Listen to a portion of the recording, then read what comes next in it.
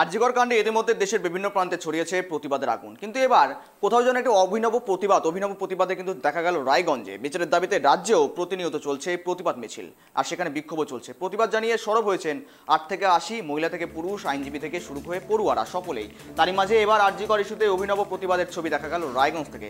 রায়গঞ্জ শহরে রাস্তায় নেমে নয়, বরং নিজের চেম্বারে বসেই আরজিকর কাণ্ডে বিচারের দাবি জানাচ্ছেন চিকিৎসক দেবব্রত রায়। প্রেসক্রিপশন ওষুধ লিখে দেওয়ার পাশাপাশি ব্যবহার করছে আরজিকর বিচার চাই, অপরাধ চক্রের বিনাশ চাই লেখা সিল। চিকিৎসকের এই প্রতিবাদকে সাধুবাদ জানিয়েছেন শহরের সর্বস্তরের মানুষ।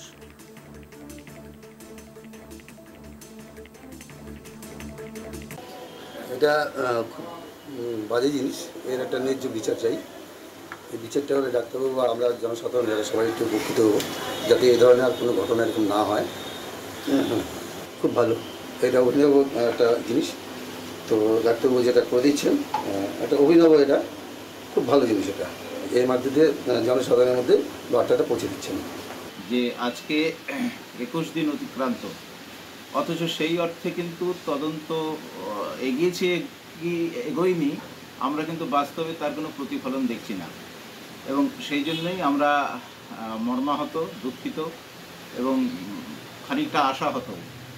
সেই কারণে আমরা আমাদের যাদের নিয়ে আমরা চলি, পেশেন্ট যাদেরকে আমরা সার্ভিস দিই, তাদের কাছে একটা বার্তা পৌঁছে দেওয়া যে সবার সঙ্গে আমরাও এই ঘটনার তীব্র নিন্দা করি এবং অতি দ্রুত সঠিক শাস্তি চাই। এই জন্যই আমরা প্যাডের মধ্যে এই স্ট্যাম্পটি লাগিয়ে দিয়েছি, যাতে সাধারণ মানুষ অবগত থাকেন এবং তারাও এই প্রতিবাদে সামিল হতে পারেন।